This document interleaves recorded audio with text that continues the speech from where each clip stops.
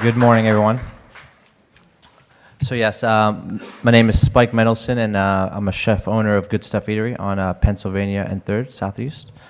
And for those who have not been in, our concept and our philosophy at Good Stuff was to take the hamburger, a classical American food, and kind of just own it and elevate it to the next level. And I'm not from DC, so I really didn't have a great understanding of the market and what to expect when I moved down here. But I did know we wanted to open a restaurant that was supporting our local farmers and making a hamburger better than just average by using really, really fresh ingredients and great techniques. So at Good Stuff, it wasn't just really about only the food. It was really about, you guys are staring at the video behind me here. Okay. It's like no one's looking at me here. What we really want to do with Good Stuff menu is just for, anyone could walk into our restaurant and have something really good to eat. Whether it was a hamburger or a wedge salad, or it was, a turkey burger or a vegetarian style burger. I really wanted to make sure anyone walking into my store can have something and also be a really well-balanced meal. You think of hamburgers and you're like, oh no, unhealthy, too many calories. But at Good Stuff, we really pride ourselves on real fresh ingredients and just it's all homemade. For instance, we use our personal blend of meat at the restaurant, which I think goes a very far way. We also, for our milkshakes, which I hope some of you have enjoyed, the toasted marshmallow milkshake, yes, no? Yes. No. Yes. We go the extra lengths to making our custard homemade every day. So it's super fresh and super delicious instead of using, ice cream with some preservatives and all that kind of stuff. So we go the extra length. Our philosophy at the restaurant was really just to, more than just food, we want to give a great ambiance. And by doing that, we branded the restaurant in a really contemporary farmhouse look. We made sure to have like an open kitchen so people can, first they eat with their eyes. So for us, it's really nice to have people come into the restaurant, wait in line, and kind of see the production and what goes on and how how neatly we work, and at the same time really have great music, which was really important to my restaurant, just to build the whole entire feel.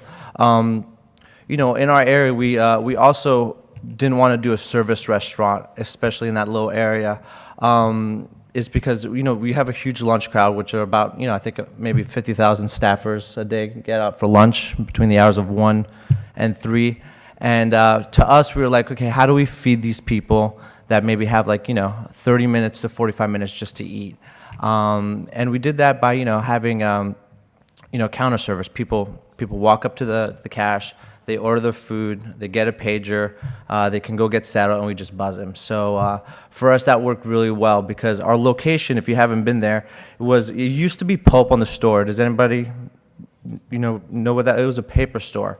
So we did something a little bit unique with our location. Was when the lease came up for us to be able to take it over, we actually sat, and I don't recommend this.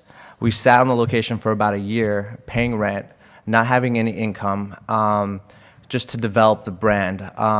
It wasn't really. I didn't really want to open just one Good Stuff. I kind of wanted to open up a store that I can easily reproduce in different markets. I also, what was really important to us and the team was that we branded it really, really well and we marketed really well. So we took about a whole year to even conceptualize the concept, to learn about the market, talk to the neighbors in the area, and just to develop the best brand. And I was lucky enough also to be on a reality show, which really helped me market and get a lot of publicity out of the press and all that kind of stuff. And I kind of launched it with all that publicity. Right after I was on the show, I was like, listen, I'm not going to open a 20-seat restaurant with white tablecloths and do all these integrated menus. I kind of want to do something for the masses. Just a little bit of luck and a great location, I think we really did that. I also didn't want to open a restaurant in this economic times that was, to me, like a $60 or $80, per person check average. So, the point to me is that everyone can walk into my restaurant, pay with a $20 bill, and get some change back, and have a really great meal. Let's just talk a little bit maybe about the struggles of opening the restaurant, and maybe a couple of things I ran into. Because I went the route of marketing it really heavy and inviting all the press in. The couple things I ran into is that when we first opened the door, we just had swamps of people coming. And when you first open your restaurant, everyone knows that it goes through, a little life of it has to try to figure itself out, and you have to kind of put the systems in place. And the one thing that I struggled with, I was just overwhelmed, which is not a bad thing, but I was just overwhelmed with people and business, that I didn't really have the natural progression of an opening where I can kind of just open up slowly, maybe do a couple covers here. It just got really, really swamped. But that said, I also think it's important that the neighborhood has really accepted us as a great restaurant, and they support us, and that's kind of one thing that's really important to me. You kind of want to reach out to the neighborhood that you've opened in, and kind of do your rounds and get to know the people that you're going to be providing with food, and just form relationships with that, because all the tourists will come and go, but at the end of the day, it's the locals and the neighborhood people that are going to support you and spread the love and spread the word. So,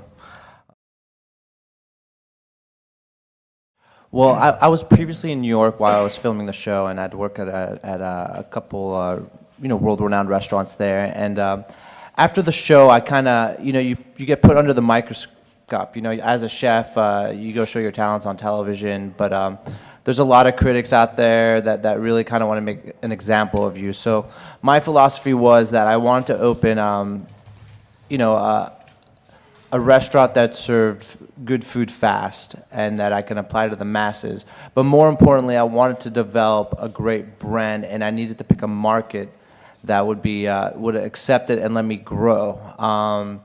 Opening up a good Stuff Eatery in New York would have been maybe great, but the rents were really, really high. The risk value at that point was also very, very high, and there's just a lot of competition in New York City. And when you're given the chance with some backers and investors to invest into your own first restaurant, New York City is just not a great idea to do it, because there's so many risks.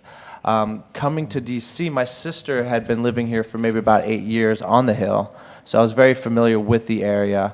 I was very familiar with the development of 7th Street, or is it 8th? 8th, sorry, 8th Street, and what was going on over there. And I saw a little bit of a void right on Penn and 3rd where I'm at, as far as food was concerned.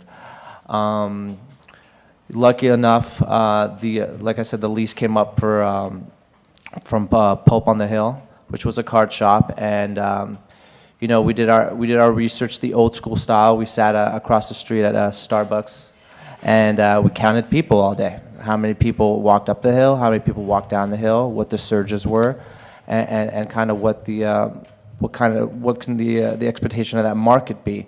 And that's why we opened Good Stuff Eatery on the Hill, because I wanted to take a restaurant and brand it really, really well, and be kind of a big fish in a small pond.